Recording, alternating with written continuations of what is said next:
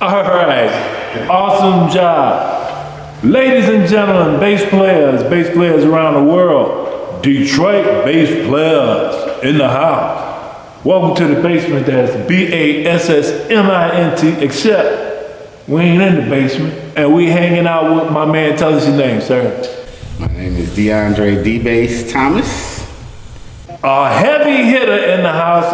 Finally got a chance to catch up with this guy. And thank you, man, for doing this, man. Yeah, my pleasure. And you sounded well, too, by the way. Thank you. And I'm excited, man. I got so many questions for you.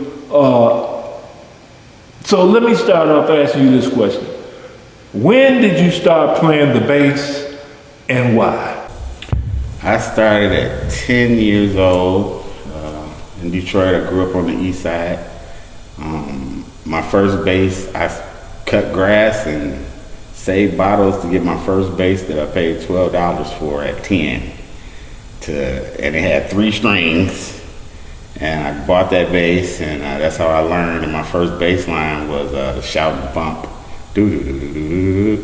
That was my first bass line. Second bass line was Bernie Miller. I learned how to play that, and I thought I could play. So that's what made me want to play. And the bass has always been the instrument that spoke to me out of all the instruments. The bass has always had that voice to me that just grabbed me every time, you know. I just loved it. I can't take my eye off of this. What kind of bass is that you got there? This is my signature prototype bass that I designed with Performance. This is a Performance bass. It's made in Hollywood, California. This is a D-bass model for this bass, so the specs is special. I had the bridge pulled back a little bit because I tuned different. I tuned down. So this string is A, D, A, D, G. So it's all open tuning. It's called Vasapoo tuning, like a cello tuning. Okay. And I've been doing that on, decades now. I started doing this back in '89. Why? Because I was listening to gospel records and I heard a bass player called Andrew Boucher, and he was hitting one note that I couldn't hit on my bass, a low E flat. And I was wondering how he did it. I didn't see him do it, so I just started experimenting with tuning one string down to it to see what the fingering would feel like, and I kind of liked the whole step down instead of that one step down. Now that was on a 4-string. I was on a 4-string, and I don't like to tune my whole bass down either, because I don't like that sound. I like to keep the continuity of the bass the way it's supposed to sound, but add extra lowness. That is interesting. I would get confused, but I guess if you do it repetitiously, you get this little, again, A, D, A, D, G. G, yeah. So, yeah, no B string. Yeah, and gospel bass players love to go down to A. Because of me. On the B string. Well, because of me, I was the first one to really be going down to A. Right. Nobody really was doing that. And then all of a sudden, everybody is doing the A, tuning down to A. Yeah. And I didn't know that was you, but thank you, bro. And another thing you did is me playing at my churches. We covering some songs that you played. Oh, wow. And I'm playing the bass, and then I was like, that's him on that song. Oh, wow. And I'm like, oh, wow, I'm playing another Detroit bass player's That still freaks me out to this day. Yeah, that's dope. To hear songs on the radio or that I played on. That's still like, I still feel kind of proud about that. When bass players play the bass lines I played, and I hear them like when I used to go to church, I used to hear bass players playing the songs. That was kind of nice to hear that that they appreciate the bass lines to stick to the arrangements. Yeah, please. I'm a big advocate. Put that bass, transcribe that bass line under your fingers. Feel what they feeling that made that record, and then make it your own. But feel what this dude. That's just how I feel about it. I left a lot of blueprints. Like if you listen to the records, what I specialize in is the Detroit sound. So if you want to know about the Detroit sound as far as gospel, as far as funk or R&B or hip hop, and you hear one of my records that I played on, I'm leaving a blueprint for you to follow. But please take it and expound on it. That's awesome. And that performance basses sound real good. How many basses do you have? I have eight basses. Do you still have that first 3-string bass that you had at the 10? I don't have that. What happened to it, It probably got lost in one of the moves, I don't know. Yeah, that's crazy. It was a cheap no-name bass from Sears or something like that. That's crazy how we have no idea what happened to our first bass, you know what I mean? I had my first professional bass, like that was a Fender Precision Special, Jazz Special. It was white. Oh, was it the P and J pickup? I got that like in '87. With the precision fingerboard? Oh, okay. Yeah, so I love that bass, and I put MGs in not there. fingerboard, pick guard. Yeah, that's what I said. Yeah, I put MGs in there, and that was really the bass that got me on the map around Detroit. We're gonna get to that, bro. I'm excited about that. But first, influences. Who are some of your influences /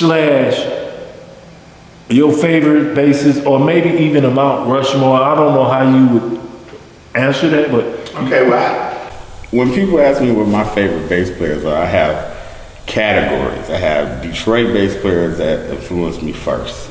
Anybody from Detroit. Then I have the commercial bass players like Marcus Miller and Stanley Clarke that everybody love. I also love them all too.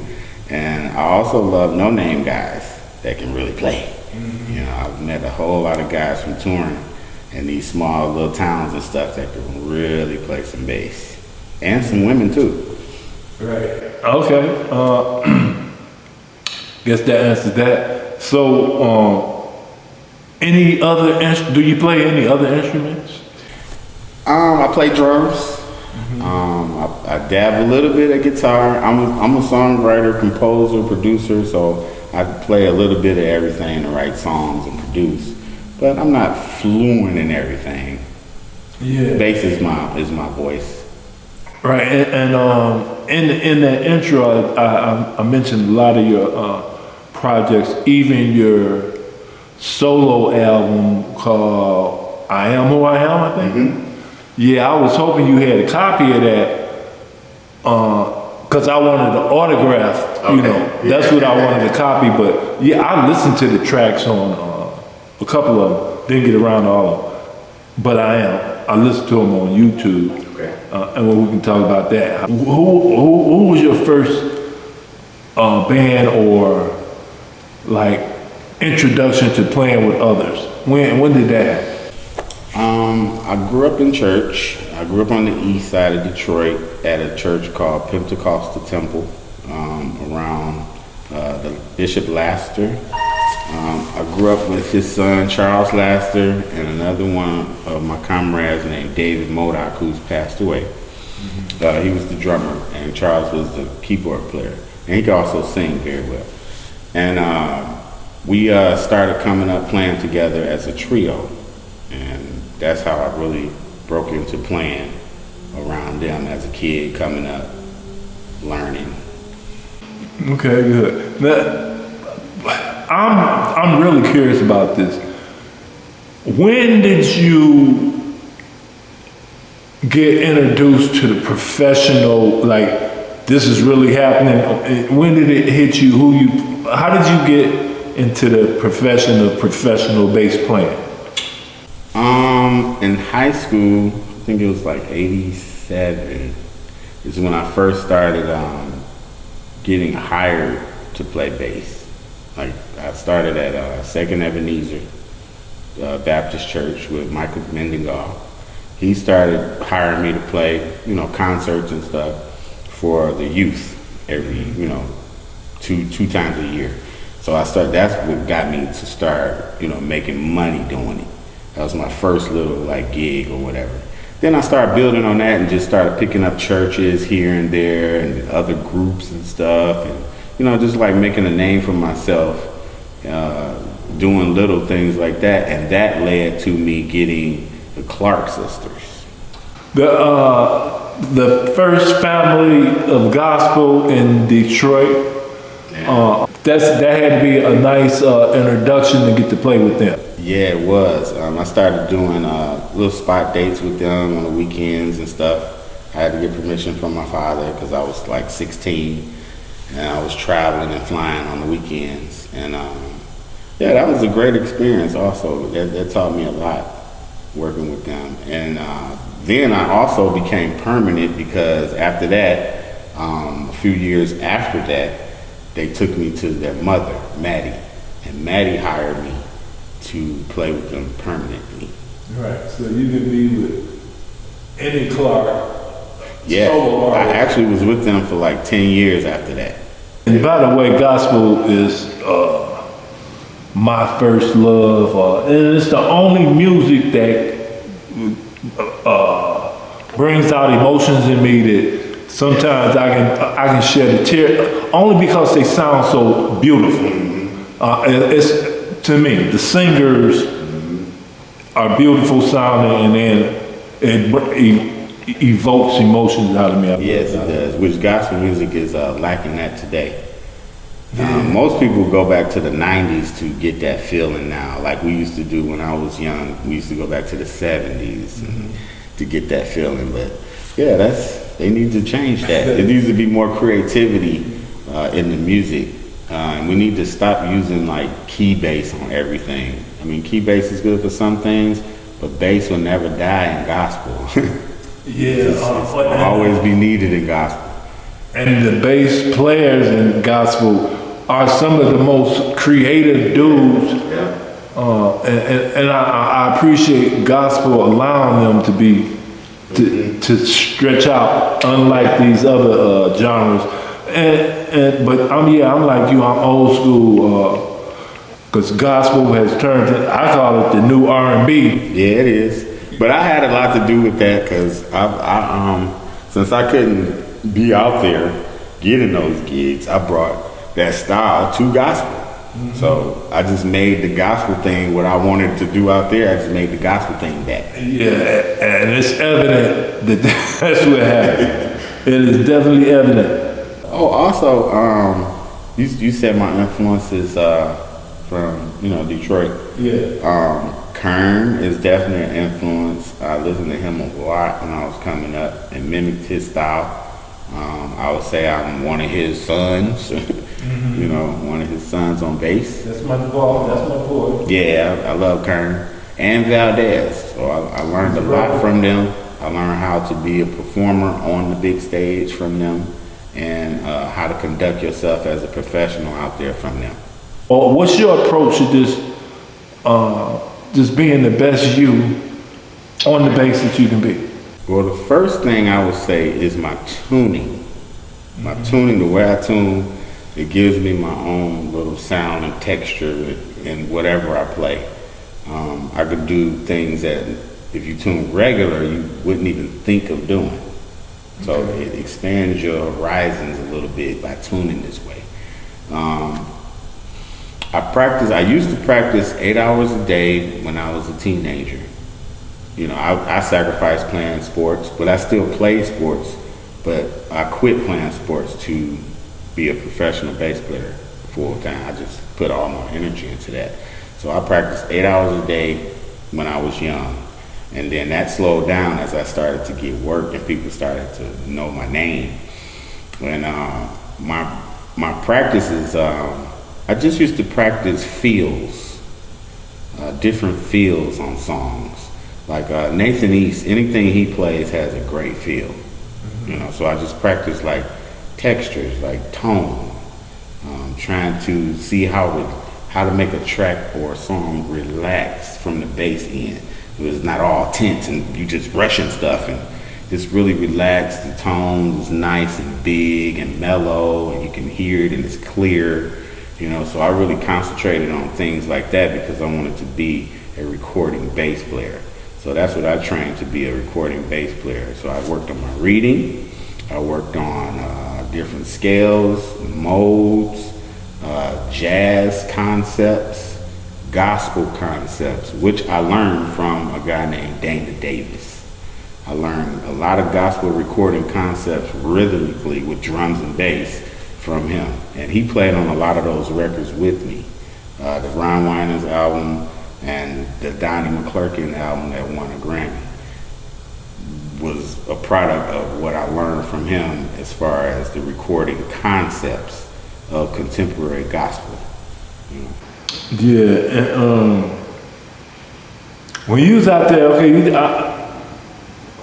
you done a lot of recordings, man. We talked about that at the beginning of this, but out of all of those recordings, you got to be a part of Grammy nominations, Stellar Awards, Dove Awards, Billboard Awards, top 10 this. Some of my favorite gospel people, Kim Burrell, Donnie McClurkin, of course, the Wine is Ron, and also you recorded in other genres too, like jazz and what else? R&B. I did some pop. I did a lot of commercials out there that I not know I did. Did some jingles. Yeah, playing on some soundtracks. Did a lot of TV things. Right. Now, I was looking for a clip. I know for a fact that you played bass with DMX, the rapper. May he rest in peace. And you was on Saturday Night Live with DMX, right? Yeah. Who else are some of the people that you hit the road with?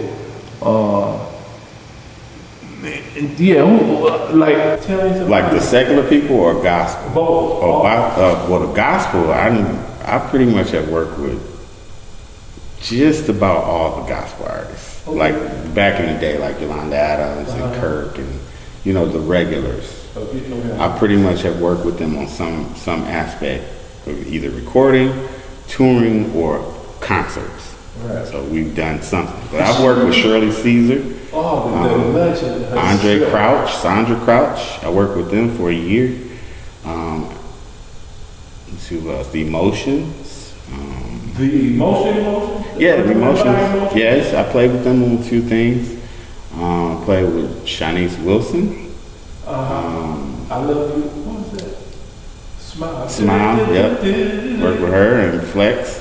And their mother, Crystal Penny, she now sings with The Emotions now. And she has a group. I work with them. And that was all out in California. And I've toured with the Gap Band, toured with the Clark Sisters, toured with the Winans, toured with Michael Brooks from Commission and Witness.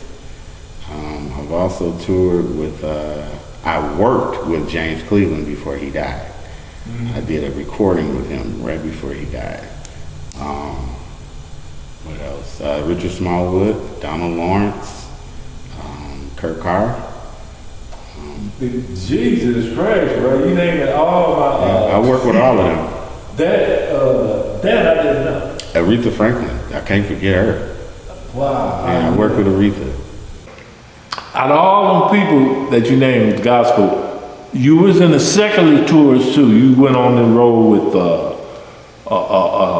Missy Elliott. That had to be like dope. Yeah. Well, I got that from a guy named Eric Seitz. He's now the musical director for Patti LaBelle. and he's a drummer. And he called me and asked me did I want to do that. Just out the blue. Somebody recommended me. I seen a friend of mine, Dante, from California. He's a bass player, and he was playing with Missy at first. And I sat in with him at a club. They was visiting Detroit. Sat in with him and played, and he saw me and heard me. And he went back home and told Eric, I guess. And Eric called me for that gig, off of that. So that's how I got that. And from that Missy gig, I got the DMX gig because that was the same band. Oh, okay. It was the same Missy band. Being a heavy hitter, you know, for those who don't know what a heavy hitter is, can you explain it? What a heavy hitter? A heavy hitter to me is somebody who takes their career serious and takes every gig serious, and they do a lot of big things, and they got a good name about themselves, and they carry themselves well as a musician. Yeah, and the heavy hitter, yeah, you don't have to be with celebrities. No. You can still be a heavy hitter because you working and You could be a heavy hitter if you could just play. If you can kick, you a heavy hitter to me. Do you have any advice for anybody that's trying to get to a high level as a high level bass player?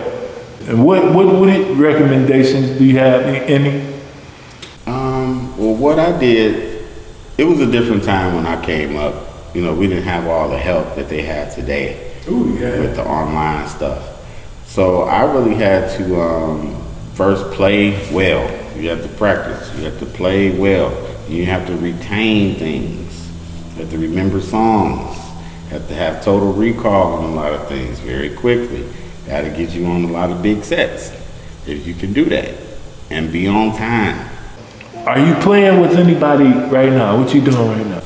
Right now, I'm kind of semi-retired from gospel. I don't play gospel anymore or do any gigs anymore. I record sometimes for certain people, but pretty much retired. But I'm playing with a band called We Bone right now. We got a show tomorrow, actually. We're doing the show in Ferndale. That'll be at like 7 o'clock. We're doing the show. And we stay pretty busy. We do a lot of the festivals around here. I still record a lot. A lot of my friends still send me records to play on. Still play on a lot of smooth jazz records. People still send me stuff. I'm always working on things, yeah. Any notable solo projects coming out or We Bone? We Bone is working on the project. I'm also in the process of getting my creative team together to start working on a second project. I think I'm gonna go a different direction from that project that I put out. I'm gonna probably go a little bit more funkier. Mm-hmm. Yeah, more bassy, funky. Yeah. That's good. So I ain't want to keep you, you know that. Oh man, I got time. I love talking about this stuff. I wanted to talk about the burning questions that people have for you. And here's the platform for you to get that out, man. So I'm gonna try to get everybody to watch it. So, okay. A lot of people ask about the Perfecting Church recording, Perfected Praise album, Marvin Winans. That album was very groundbreaking. It was very innovative because a lot of things were the first. Like in Detroit, we really wasn't using the 5-string bass like that. So that was really my first recording using the 5-string. And that was Fender's first version of a 5-string. Okay. Yeah, that was their first year using it, like putting it out there. What year was that? That was 92. Okay. 91, 92, around in that era. And that was around the time where bass players were still like, I'll play 4-string, I don't play 5-string. And then, you know, it was that little thing going on, you know, who play 4 or who play 5. So I decided to switch totally to 5-string, and it was because of that record. The approach to that record was we had total creative control from Marvin Winans. The band arranged that whole record. he let us do everything we wanted to do. Like, that's why I think the album is successful, because he actually let us be creative. And the name of the album again? The Perfected Praise Church Choir album, Marvin Winans. Oh, okay. All right. Well, I'm gonna take a listen to that. Anything else that they like to know that I forgot to ask you? About that project though, what was also a first was using the MPC drum machine on a choir church album. Oh, okay. That was the first. We was the first to really introduce that. And not a whole drum set. Well, we had a drum set, but we was playing with the drum machine live. Really? Yeah. Okay. So that was the innovation that Yeah. they was not doing on church choir albums. Okay, yeah. I you know what? I did used to see the drummer have a whole MPC. Yeah, Skeeter Mario Winans started that, bringing the MPC drum machine to church service. I did not know that, man.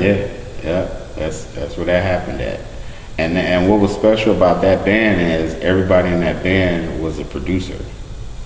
Do you have social media? Yeah. All that good stuff? What you got? On Facebook, I'm Ariel Ben Israel. You can follow me on Facebook, and I'm D Basios, that's DBASSIOZ on Instagram. D Basios. And you can follow me on those two platforms. If you want to get my music, my album's on all the digital platforms. You can find it, listen to it, or buy it or whatever. Most of the old projects that I played on, you can find on YouTube. All the choir records, the Ron Winans, Perfected album, they're on there. And they're easy to find. My last question, man. And it's been a pleasure. I want you to know that. In all honesty, it's been a pleasure hanging out with you. Is there anything that you would like to say in closing? Yeah, for the young bass players, keep your head up, always be confident, and take all gigs serious, no matter whether it's a small gig, a church gig, a wedding, or anything like that. Always take it serious, learn the music, know your part, be prepared, be on time, and you'll move up, because it happens in waves. And you got to study to show yourself approved in everything. So even in playing the bass, you have to show yourself approved. So if you put the time in, you practice, you listening, you learning the concepts, you working on it, you're going to move up. It's definite you're going to move up in time. You just keep being consistent. That's all you got to be. Keep persevering, don't give up. Persevering, don't ever give up. In fact, this is a funny story. A lot of them awards I didn't even know I had for a long time, because I was busy working and making sure the music was tight, making sure the stuff I'm telling y'all to do, I was doing. And I didn't even know I had won some of these things. Then by the time I look up, wow, I have this, I have that, this went that did this, and that's how it happens when you're serious about your craft. So always be serious about your craft as a bass player, and stick with it, never quit. Okay, well, with that said, man, I'd like to thank you very much for being a part of this. Detroit Bass Players in the Basement. That's BASSMINT. Except this is not a basement. We hanging out in the lovely city of Canton. And I live in Westland, which is like 10 minutes away. So again, I want to thank you, and can you just play us out, brother? Give us some. Is my green light still on?